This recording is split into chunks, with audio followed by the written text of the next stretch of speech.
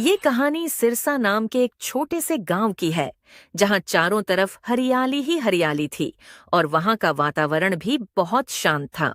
परंतु इसी गांव के बाहर वाले जंगल में कालीचरण नाम का एक खूंखार डाकू रहता था, जो जंगल से गुजरने वाले हर व्यक्ति को लूटता था।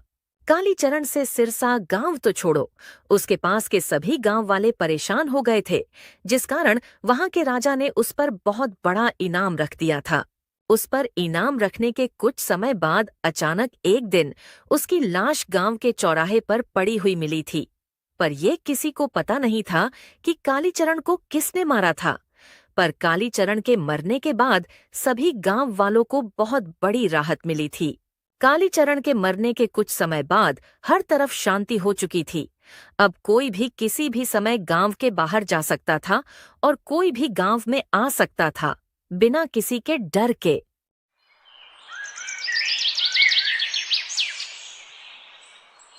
ऐसे ही कुछ समय और बीत जाता है। इसी बीच गांव के बाहर वाले नदी के पास एक बाबा, जिनका नाम रघुनाथ था, उन्होंने अपना रैन बसेरा बना लिया था, जिनको काफी सिद्धियां प्राप्त थीं। बाबा रघुनाथ कुछ ही समय में इतने प्रचलित हो गए थे कि सिरसा गांव तो छोड़ो, आसपास के गांव से भी बहुत लोग उनसे अपनी समस्या का निवारण लेने आते थे। बाबा की एक खासियत थी कि वो कभी किसी से एक पैसे का भी दक्षिणा नहीं लेते थे।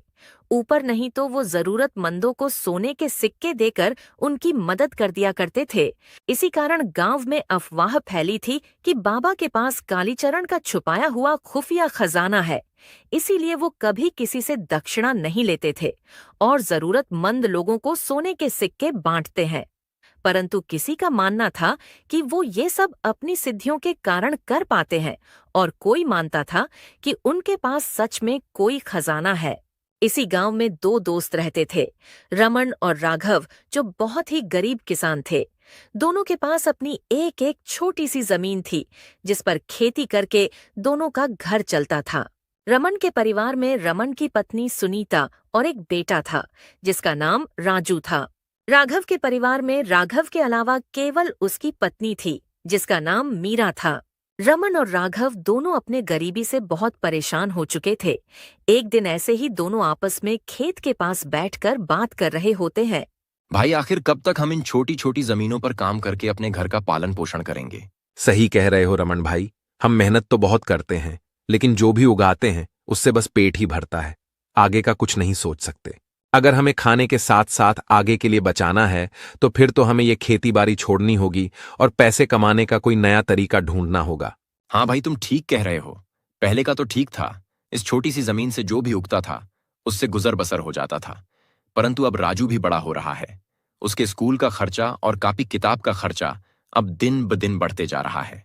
हाँ भाई, अगर हमने अभी कुछ नहीं किया और इन छोटी छोटी जमीनों के भरोसे बैठे रहे तो हमें आगे भविष्य में बहुत कठिनाइयों का सामना करना पड़ सकता है। भाई, पर हम करेंगे क्या? क्योंकि हमारे पास कोई पुरखों का गाड़ा हुआ खजाना तो नहीं है कि गड्ढा खोदा और फिर उसमें से सोने चांदी के सिक्के निकल आए। रमन की बात सुनकर राघव को अचानक बाबा रघुनाथ के खजाने की याद आती है। भाई, हमारे पास नहीं है, पर शायद मुझे मालूम है किसके पास हमें खजाना मिल सकता है। रमन को राघव की बातें कुछ समझ नहीं आई। भाई, मैं कुछ समझा नहीं।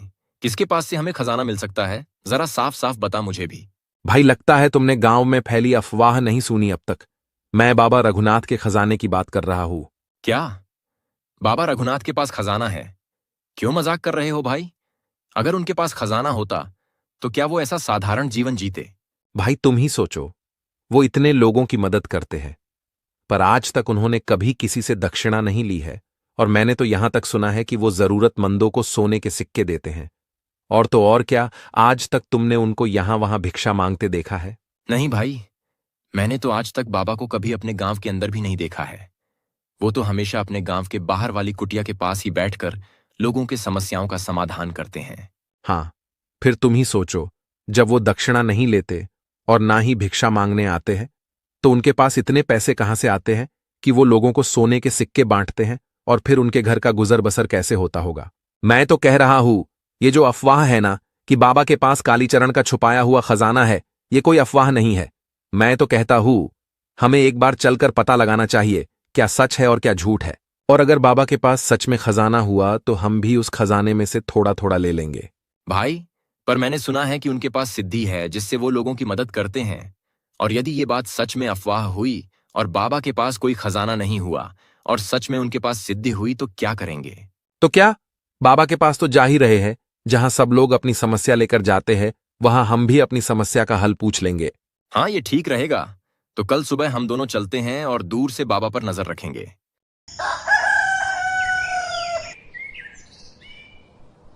अगले दिन सुबह रमन और राघव अपनी अपनी पत्नी को खेत का ध्यान रखने को कहकर बाबा रघुनाथ की कुटिया की ओर निकल पड़े।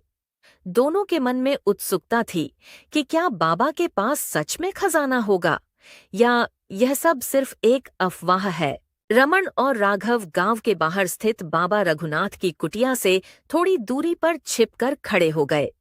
वे बाबा पर नजर रख रहे थे कि शायद कोई इशारा मिले जिससे उन्हें खजाने का पता चल सके।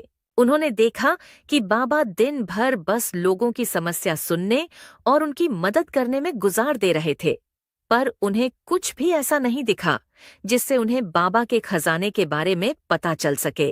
भाई, यहां रुक कर कुछ नहीं होने वाला। मुझे लगता है हम में से एक को बाबा से जाकर मिलना होगा और उनसे मदद मांगनी होगी। भाई, पर क्या बोलोगे बाबा से मिलकर? रमन भाई, मैं नहीं, तुम बाबा के पास जाओ और उन्हें अपना दुख बताने लगना। थोड़ा झूठ झूठ बोल देना कि मेरी छोटी सी जमीन थी जिससे मेरा घर का खर्च चलता था, पर वो अचानक पूरी खराब हो गई और अब घर पर मेरे बीवी बच्चे भूखे हैं, कुछ भी खाने को नहीं है, और मदद मांगने लगना। देखते हैं बाबा तुम्हारी किस प्रकार से मदद करेंगे। ठीक है भाई, मैं अभी जाता हूँ। रुको रमन भाई, अभी मत जाओ। जब सारे लोग चले जाएं तभी जाना, और हो सके तो थोड़ा रोते रोते जाना। बाबा को ऐसा प्रतीत होना चाहिए कि तुम सच में बहुत परेशान हो। ठीक है भाई, मैं वैसा ही करूंगा। कुछ समय तक इसी तरह दोनों छुपकर बाबा पर नजर रख रहे होते हैं और जैसे ही बाबा के यहाँ से सभी लोग चले जाते हैं, रमन वहां पहुंच जाता है। रमन वहां पहुंचकर रोने लगता है, जिसे देखकर बाबा उसे पूछते हैं। क्या हुआ बेटा, क्यों रो रहे हो? बाबा, मेरा नाम रमन है। मैं इसी गांव में रहता हूँ। मेरे पास एक छोटी सी जमीन है जिस पर खेती करके मैं मेरे परिवार का पालन पोषण करता हूं। पर अचानक किसी वजह से मेरी पूरी की पूरी फसल खराब हो गई और अब मेरे पास कुछ भी नहीं है। मेरे घर पर मेरे बीवी बच्चे भूखे हैं बाबा। मैं क्या करूं, मुझे कुछ नहीं समझ रहा है। आप ही मुझे कोई उपाय बताइए। बेटा, तुमने कुछ बचत नहीं किया है क्या? नहीं बाबा, मैं बचत कैसे करूंगा? मेरे पास जो जमीन है उससे खाने भर का अनाज हो पाता है, तो बचत तो कभी हुई ही नहीं। रमन की बात सुनकर बाबा अपनी आंखें बंद कर लेते हैं और ध्यान करने लगते हैं। फिर कुछ समय बाद वो रमन से कहते हैं। बेटा, तू काफी तकलीफ में लग रहा है। मेरे पास तेरे लिए एक चीज है। बस मैं अभी तुझे जो देने जा रहा हूं, इसके बारे में तू किसी को भी मत बताना। फिर बाबा उसे अपने कमंडल में से एक सोने का सिक्का निकाल कर देते हैं, जिसे देखकर रमन की आंखें खुली की खुली रह जाती हैं। बेटा, ये सोने का सिक्का ले जाकर बेच दे और इससे जो पैसे मिले उससे तू अपने परिवार के लिए राशन ले लेना। धन्यवाद बाबा, आपने ये सोने का सिक्का देकर मुझ पर बहुत बड़ा एहसान किया है। नहीं बेटा, धन्यवाद करने की कोई जरूरत नहीं है। बस बेटा, याद रहे, ये बात किसी को भी मत बताना। जी बाबा, मैं किसी को नहीं बताऊंगा इस बारे में। परंतु बाबा, क्या मैं आपसे एक सवाल पूछ सकता हूँ? हाँ बेटा, पूछो, क्या पूछना है? बाबा, ये सोने का सिक्का देखकर तो लगता है कि जो बात पूरे गांव में फैली है कि आपके पास कोई खुफिया खजाना है, वो सच है। नहीं बेटा, ये बात पूर्ण तौर पर सत्य नहीं है। मेरे पास कोई खुफिया खजाना नहीं है। ये तो मेरी सिद्धि है, जिससे मैं लोगों के काम हेतु सामान उन्हें दे पाता हूँ। बस जैसे तुम्हें अभी पैसों की जरूरत थी, तो मेरे कमंडल ने ये सोने का सिक्का दे दिया। रमन को बाबा की बातें किसी हद तक झूठी लग रही थी। उसे लग रहा था कि बाबा उससे कुछ छुपाने की कोशिश कर रहे थे। रमन बाबा की बातों को ध्यान से सुन रहा था, लेकिन उसके मन में अभी भी कई सवाल थे। उसे यकीन नहीं हो रहा था कि बाबा सच बोल रहे हैं। उसने धीरे से बाबा से फिर पूछा। बाबा, क्या यह सच में आपकी सिद्धि का कमाल है? क्या मैं इसे दोबारा देख सकता हूँ? बेटा, यह केवल जरूरतमंदों के लिए है। मैं इसे लालच में पड़कर नहीं निकाल सकता। रमन ने सिर हिलाया और सोने का सिक्का अपने पास रख लिया, लेकिन अब उसके मन में लालच का बीज अंकुरित हो चुका था। वह सोचने लगा, मुझे कुछ तो गड़बड़ लग रही है। बाबा के पास अगर सिद्धियां होती तो मुझे उनकी ये बात छुपाने से मना नहीं करते। फिर क्या था, रमन बाबा का धन्यवाद करने के बाद वहां से राघव के पास चला गया। रमन के आते ही राघव उससे बाबा के पास हुए वाक्य के बारे में पूछने लगता है। क्या हुआ रमन भाई? तुम्हारे चेहरे पर एक चमक दिखाई दे रही है, ऐसा क्या हुआ वहां? और मैंने देखा बाबा ने तुम्हें कुछ दिया था, जरा मुझे भी तो बताना, क्या दिया बाबा ने तुमको? भाई, बाबा के वहां जो कुछ हुआ तुम यकीन नहीं मानोगे, और मैं तुम्हें बताऊंगा नहीं, तुम्हें दिखाऊंगा। फिर क्या था, रमन उसे वो सोने का सिक्का दिखा देता है जिसे बाबा ने उसे दिया था। सोने का सिक्का देखकर तो राघव पागल हो जाता है। रमन भाई, ये सोने का सिक्का है ना? हाँ भाई, ये सोने का सिक्का है और ये मुझे बाबा ने दिया है। अब तो ये पक्का हो गया कि बाबा के पास कालीचरण का खजाना है, तभी तो उन्होंने तुमको ऐसे ही सोने का सिक्का दे दिया। हाँ भाई, जब बाबा ने अपने कमंडल में से मुझे ये सिक्का निकाल कर दिया तो मैंने भी उनसे ये बात पूछी थी। तब उन्होंने कहा कि ये बात पूर्ण तौर पर सत्य नहीं है, यानी कोई ना कोई बात तो है जो उन्हें कालीचरण के खजाने से जोड़ती है। और वो कह रहे थे कि ये सब उनकी सिद्धि के कारण है कि वो जरूरतमंद के हिसाब से उसकी मदद करते हैं। हाँ भाई, अब तो हमें बाबा के ऊपर नजर रखना होगा कि वो जरूरतमंदों की मदद और किस किस तरह करते हैं। राघव भाई, कल तुम अपनी पत्नी को बाबा के पास भेजना और उनको बाबा के सामने ऐसे बोलना कि तुम्हारी शादी को 5 साल हो चुके हैं पर पुत्र की प्राप्ति नहीं हो रही है और तुमने उनका शहर में इलाज करवाया है और डॉक्टर ने एक ऑपरेशन करने कहा है जिसके लिए 1 लाख रुपए लगेंगे और तुम एक छोटे किसान हो। फिर देखना बाबा उनकी मदद के लिए क्या करते हैं। और आज से हम दोनों रोज बाबा के ऊपर नजर भी रखेंगे कि वो कब कहाँ जाते हैं और क्या क्या करते हैं। ठीक है भाई, मैं अभी जाकर अपनी पत्नी को कल के लिए तैयार करता हूँ। फिर क्या दोनों वहां से अपने अपने घर निकल जाते हैं। रमन और राघव दोनों अपने अपने घर पहुंचकर अपनी अपनी पत्नियों को सारी बात बता देते हैं कि आज बाबा के यहाँ क्या क्या हुआ और उनको आगे क्या करना है।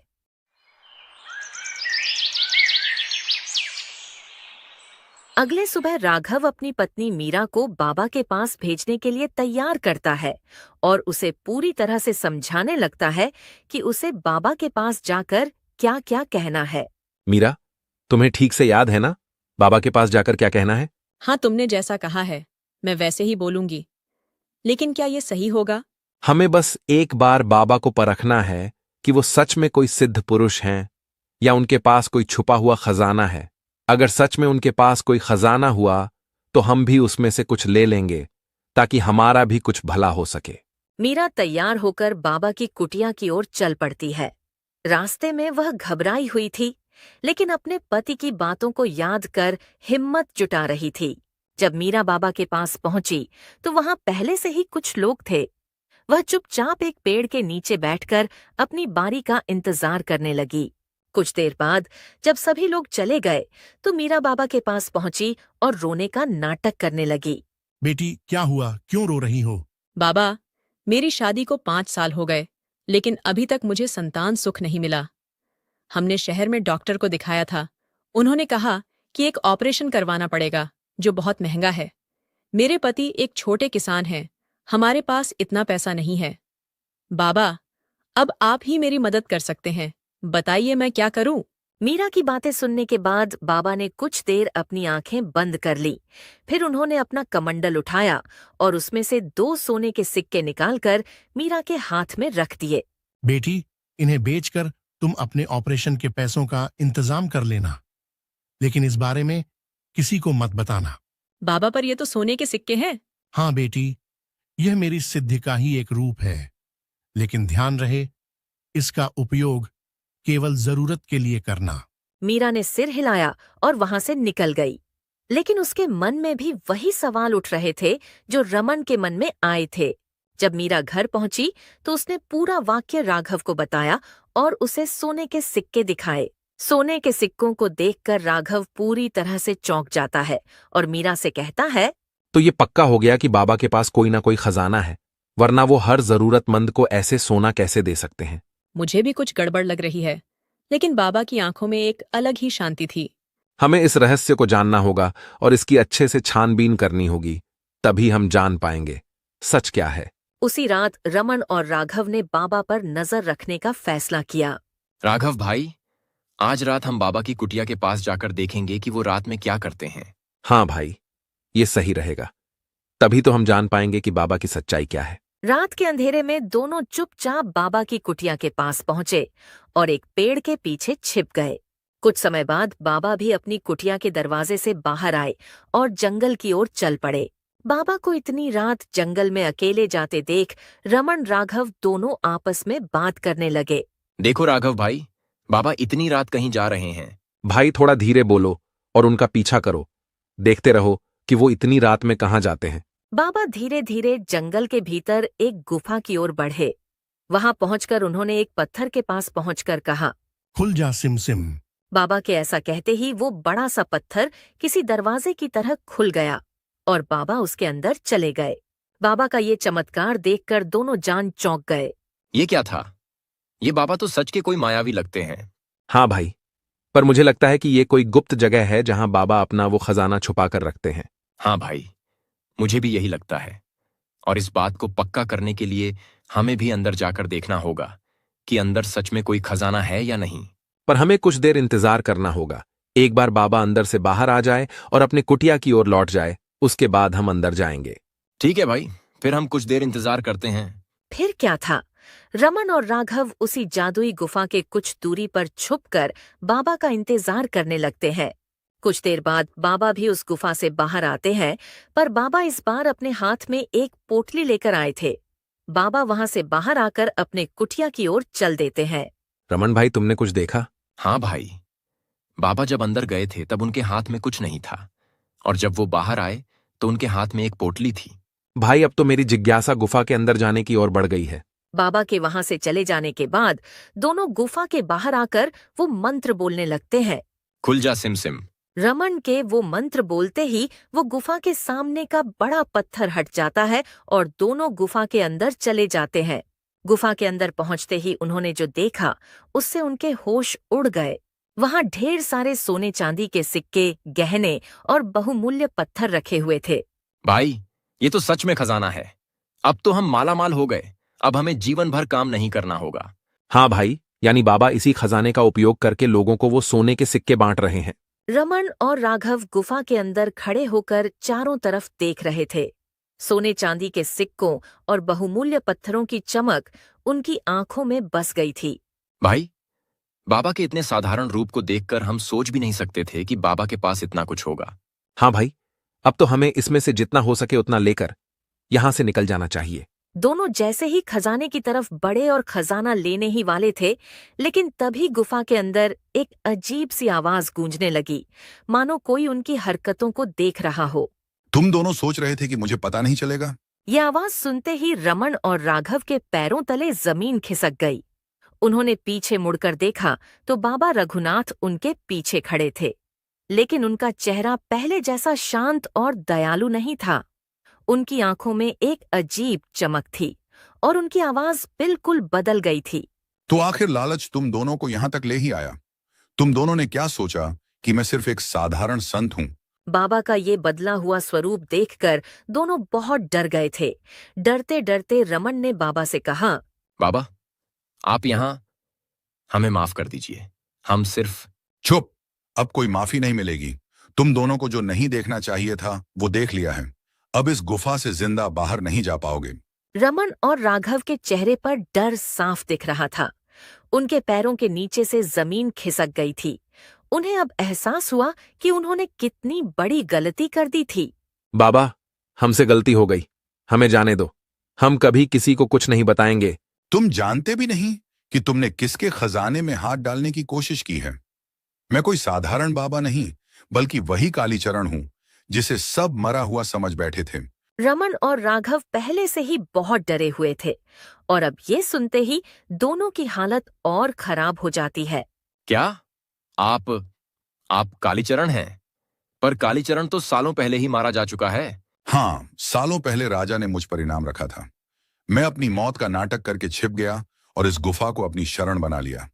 तब से मैंने खुद को बाबा के रूप में बदल लिया ताकि कोई मुझ पर शक न करे। रमन और राघव की आंखें फटी की फटी रह गईं। उन्हें समझ आ गया कि उन्होंने गलत आदमी से पंगा ले लिया है। जो भी इस खजाने के बारे में जानता है वो इस गुफा से बाहर जिंदा नहीं जा सकता। इससे पहले कि रमन और राघव कुछ कर पाते, बाबा ने तेजी से अपने पास पड़ी एक तलवार निकालकर दोनों पर हमला कर दिया। गुफा के अंदर रमन और राघव की चीखें गूंज उठीं, लेकिन बाहर किसी ने कुछ नहीं सुना। कुछ ही पलों में गुफा के अंदर फिर से सन्नाटा छा गया। बाबा ने दोनों की लाशों को खजाने के पीछे छिपा दिया और गुफा से बाहर आ गए। अब ये राज फिर से सिर्फ मेरा रहेगा। बाबा ने गुफा का दरवाजा फिर से बंद किया और वापस अपने साधु के वेश में कुटिया की ओर चल दिए, जैसे कुछ हुआ ही न हो। दोस्तों, बहुत समय पहले की बात है। एक गांव में 2 किसान रहते थे। एक का नाम शिवपाल और दूसरे का नाम रामपाल था। दोनों बचपन के अच्छे दोस्त थे और उनके बीच बहुत गहरी दोस्ती थी। शिवपाल बहुत मेहनती किसान था, हर दिन सूरज उगने से पहले उठ जाता था, और दूसरी ओर रामपाल बड़ा आलसी था, जो दोपहर तक सोता रहता था। पार्वती, मैं खेतों में जा रहा हूँ, तुम मेरा खाना बांध दो, मैं खेतों में जाकर खा लूंगा। आज खेतों में ज्यादा समय लग जाएगा मुझे, आज मैं वहीं पे खा लूंगा। जी, मैंने आपका खाना पहले से ही बांध के रख दी हूँ, ये लीजिए आपका खाना, समय निकाल कर खा लेना। अच्छा ठीक है, मैं चलता हूँ, बच्चों को स्कूल छोड़ाना जल्दी। आप बच्चों की चिंता मत करो, मैं उनको अच्छे से छोड़ाऊंगी स्कूल। आप अच्छे से काम निपटा लेना और हो सके तो आज जल्दी घर आ जाना। दूसरी ओर रामपाल बिस्तर पे सोया हुआ था। उसकी पत्नी ये सब देखकर कुछ बोल भी नहीं पा रही थी। कैसे भी हिम्मत करके रामपाल को बोली, वो जी, सुनते हो, आज आपको खेत में नहीं जाना है क्या? सूरज सर पे आ गया है, उठना नहीं है क्या आपको? इतना सारा काम पड़ा है, तुम अभी तक सो रहे हो? अरे क्या हुआ भाग्यवान, तुम क्यों इतने सुबह को चिल्ला रही हो हमें? चिल्लाओ नहीं तो क्या करूं, देखो तो सूरज सिर पे चढ़ गया है। एक तुम हो जो बिस्तर से उठने का नाम ही नहीं ले रहे हो। खेतों पे नहीं जाना है क्या? अरे भाग्यवान, मैं चला जाऊंगा, तुम क्यों परेशान हो? और इतनी भी कहाँ जल्दी है, खेत कहाँ चला जा रहा है? जी, आप अपना काम समय पे कर लीजिए, इतना आलस मत कीजिए, वरना एक दिन आप हम सबको बहुत पछताना पड़ेगा। हाँ, अच्छा ठीक है, अब से मैं ऐसा नहीं करूंगा, अब मुझे उठने तो दो। हाँ ठीक है, मैं खाना लगा देती हूँ, आप खा लीजिए, सारा काम वैसे ही पड़ा है। खाने में बस दाल चावल ही है क्या? क्या आपको पकवान बना के दूं? रोज रोज अच्छा अच्छा बना के खिलाऊं? अब तुम ताना मारना छोड़ दो, ये बताओ सब्जी बनाई हो कि नहीं? हाँ जी, सब्जी तो तब बनाऊंगी ना जब आप काम करके पैसे ला कर दोगे। पिछली बार के कुछ पैसे बचे हुए थे, उसी में से हमने ये सब लाई हूं। और आपको सब्जी खाना है तो जाकर मेहनत करो और सब्जी उगाओ। हाँ, इसको बोलने से तो अच्छा है मैं दाल चावल ही खा लूं। अच्छा ठीक है, अब मैं खेतों में जा रहा हूं। रामपाल जल्दी से खेतों की ओर चला गया।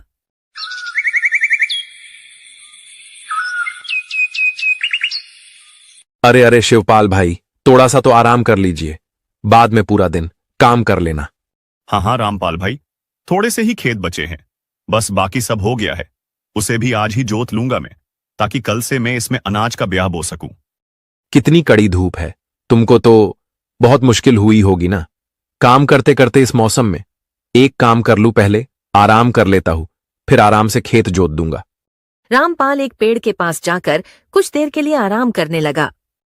सुबह से काम करते करते मैं थक सा गया हूं, चलो पहले पेट पूजा कर लेता हूं अब मैं।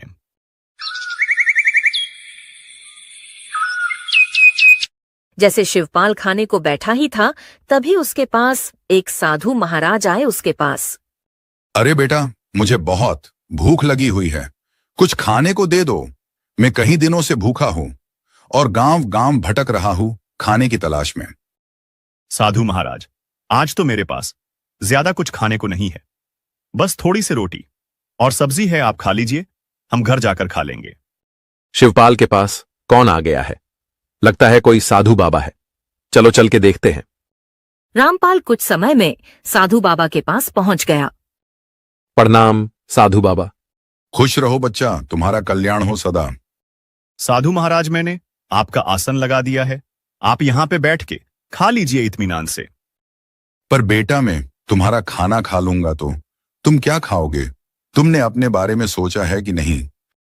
बाबा आप चिंता मत कीजिए, मैं थोड़ी ही देर में घर जाकर खा लूंगा। आप संकोच मत कीजिए, ये खाना आप खा लीजिए। साधु बाबा, मेरी पत्नी भी अच्छा खाना बनाती है, एक बार खा के देखिए कैसा बना है। साधु बाबा ने दोनों का खाना खा लिए भर पेट। मेरी भूख शांत करने के लिए आप दोनों का बहुत बहुत धन्यवाद। बाबा धन्यवाद करने की क्या जरूरत है, ये तो हमारा परम सौभाग्य है जो हमने आपको खाना खिलाए। हमें आपके सेवा करने का मौका मिला। बाबा हमें आशीर्वाद दीजिए, इस बार हमारी फसल अच्छी और पैदावार हो जाए और हमारे परिवार सुख शांति से रहे। तुम दोनों को मेरा आशीर्वाद है। मेहनती किसान हमेशा सफल होता है अपने जीवन में, लेकिन आज मैं तुमको कुछ विशेष बताना चाहता हूं और कुछ विशेष देना चाहता हूं। साधु महाराज ने अपने झोले में से कुछ बीज निकाले और शिवपाल और रामपाल को दे देते हैं। दोनों ने ले लिए उस बीज को। साधु बाबा, ये किस चीज के बीज है? ये कोई विशेष फसल के है क्या जो आपने हमें दिए हो? हाँ, ये कोई साधारण बीज नहीं है बेटा, ये जादुई बीज है। इन्हें खेतों में बो दो, तुमको ये वो देंगे जो तुम दोनों बहुत ज्यादा चाहते हो। हमें आपकी मुलाकात की बहुत आभारी थे साधु बाबा। मैं इनका बहुत अच्छे से ध्यान रखूंगा और इन्हें रोज पानी भी दूंगा। लेकिन ये इतनी जादुई है तो हमें इतनी मेहनत करने की क्या जरूरत है? हम तो आराम भी कर सकते हैं घर पे। अरे बेटा, एक चीज हमेशा याद रखना, जादू उसके लिए काम करता है जो मेहनत करता हो, और जादू उसको ही कदर भी करता है जो अपने आप में सख्ती रखता हो। लेकिन तुम उनकी देखभाल नहीं करोगे तो तुम्हें भी इनसे कुछ नहीं मिलेगा। हर दिन पानी देना और प्यार भी, तब जाकर आप दोनों को इसका फल मिलेगा। जी महाराज, हम आपकी बातें समझ गए। हम इन बीज को अच्छे से रखेंगे और देखभाल भी करेंगे। अच्छा बेटा, अब मैं यहां से प्रस्थान करता हूं।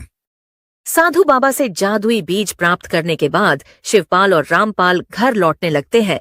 तभी रास्ते में दोनों आपस में बात करते हैं। रामपाल, ये जादुई बीज बहुत अनमोल है। साधु बाबा ने कहा है अगर हम इन्हें प्यार और मेहनत से सींचे तो ये बहुत कुछ देगा। मैं तो कल ही जाकर बीज बोने वाला हूं। लेकिन ये तो जादुई है, तो हमें इतने मेहनत करने की क्या जरूरत है खेतों में? मुझे नहीं लगता है कि रोज पानी देने से कुछ खास असर होगा। ये खुद ही उग जाएंगे और हमें अच्छे अच्छे फसल देंगे। रामपाल, साधु बाबा ने साफ साफ कहा था बिना मेहनत के कुछ भी नहीं मिलेगा, लेकिन उसका फायदा उठाने के लिए हमें अच्छे से देखभाल करना होगा। मैं कोई जोखिम तो नहीं लेना चाहता हूं, मैं साफ साफ कह देता हूं। इसके बाद दोनों अपने अपने घर के लिए जाने लगते हैं। दोनों घर पहुंचकर सारी बात अपनी पत्नी को बताने लगते हैं। जी, ये तो बहुत अच्छी बात है। भगवान की भी ऐसे समय पर बड़ी कृपा है जो आपको साधु बाबा मिले आज। पार्वती, आप सही कह रही है। वो साधु महाराज भगवान से कम थोड़ी ना है। जैसा साधु ने कहा था मैं वैसा ही करूंगा। अरे वाह, ये तो बहुत अच्छी बात है। अब से हम भी बहुत मेहनत करेंगे और बहुत सारी फसल लगाएंगे और हमको बहुत सारा मुनाफा होगा। हाँ जी, अब तो इंतजार नहीं हो रहा है। अब तो सुबह जाकर बीजों को बो देना है बस। हाँ भाग्यवान, ये बीज कहाँ भागे जा रहे हैं? कल सुबह ही जल्दी खेतों में जाकर बीज को बो दूंगा।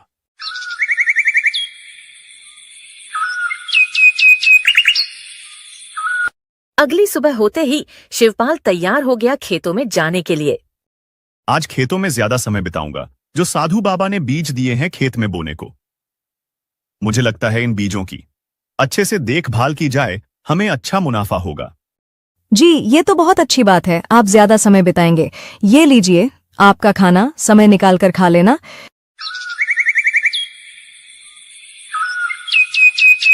क्या आप अभी तक सो रहे हो? आज खेत में बीज नहीं डालने जाना है क्या आपको? और आप अभी तक सो रहे हो? आपने बताया था साधु बाबा ने जादुई बीज दिए हुए हैं। उठिए उठिए, जल्दी उठिए। हाँ हाँ भाग्यवान, उठ रहा हूं। मुझे सब याद है। क्यों बार बार याद दिलाते रहती हो? जी, आप निश्चय होकर सो रहे हो। मुझे लगा आप भूल जाएंगे। नहीं, मैं कुछ नहीं भूला हूं। मुझे सब कुछ अच्छे से याद है। बाबा ने क्या बोला है? तुम जाकर खाना लगाओ, मैं हाथ मुंह धोकर आता हूं। खाना खाने के बाद रामपाल खेतों की ओर चल गया। दोनों अपने अपने खेतों में बीज बो देते हैं। कुछ ही देर बाद दोनों घर के लिए रवाना हो जाते हैं। जी खेतों का काम अच्छे से हो गया ना? कोई दिक्कत तो नहीं आई ना आपको? हाँ हाँ पार्वती, सब कुछ अच्छे से निपट गया है। मैंने बीजों को अच्छे तरीकों से बो दिया है और भरपूर पानी दिया हूं। कल सुबह उठकर खेतों में चला जाऊंगा देखने के लिए। आपने खेतों में बीज बो दिए हैं ना? हाँ हाँ भाग्यवान, मैंने सारे बीज हर एक कोने में अच्छे से बो दिए हैं। साधु बाबा ने जो बीज दिए थे उनको अच्छे से पानी डाल दिए हो ना? नहीं, आज मैं पानी नहीं डाल सका। बीज बोने में पूरा दिन चला गया। मुझे पानी डालने का मौका ही नहीं मिला। मैं कल सुबह जाकर पानी डाल दूंगा।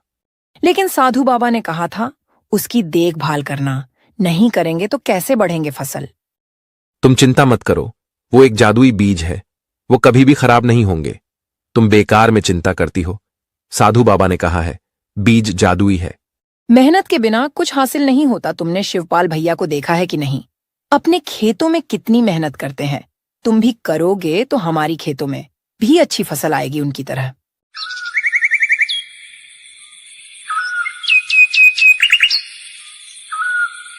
अगली सुबह होते ही शिवपाल खेतों में पहुंच गया और हर दिन खेतों में पानी डालने लगा, अच्छे से देखभाल करने लगा, ऐसे सिंचाई की जैसे मानो कि उनका बेटा हो। दूसरी ओर रामपाल ने भी बीज को बो दिया था। उसने सोचा कि बीज तो जादुई है, इतनी क्या देखभाल करने की क्या जरूरत है। न खेत में पानी डाला, न ही सिंचाई की। कभी भी बस पूरा दिन आराम करता रहा। कुछ हफ्तों बाद शिवपाल के खेतों में हरी भरी फसल लहराने लगे। चारों तरफ लहरा रहे थे जैसे आज ही पक के तैयार हो जाएंगे। दोनों फसल को देखकर शिवपाल और पार्वती बहुत खुश हुए अपनी मेहनत पे। जी ये तो सच में बहुत अच्छी फसल हुई है हर साल की तरह, और चारों तरफ लहरा भी रहे हैं। दोनों ने थोड़े से फसल को काट के एक जगह पे रख दिए। पार्वती उसी जगह पे वापस से देखने लगी। वो अचंभव में पड़ गई। हमने तो उसी जगह से फसल काटे हैं, फिर ये कहाँ से वापस उग गया? ये देखिए आप, ये तो सच में जादुई बीज है, कभी भी खत्म नहीं होगा फसल। हाँ हाँ पार्वती, ये बीज तो सच में जादुई है। हाँ जी, हमारा तो जीवन ही बदल गया। अब तो कभी भी भूखे नहीं रहेंगे और कभी भी पैसे की कमी नहीं होगी।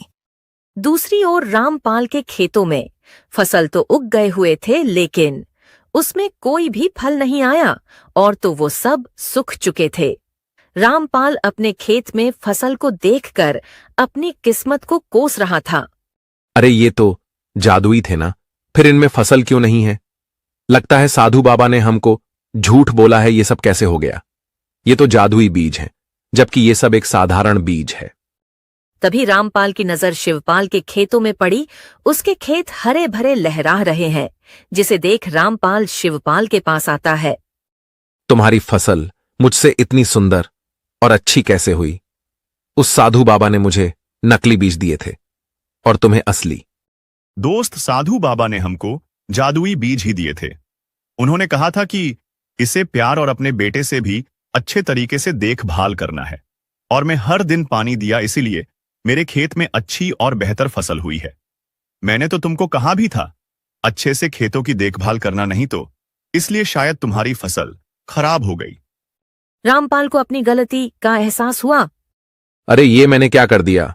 बीज तो सच में जादुई थे, पर मेरी आलस की वजह से सब बर्बाद हो गया। ये सब मेरी गलती है। मैं भी अच्छे से काम करता, मुझे आज ये सब देखना तो नहीं पड़ता ना। ये कहानी हमें ये सिखाती है, मेहनत के बिना कुछ भी हासिल नहीं होता।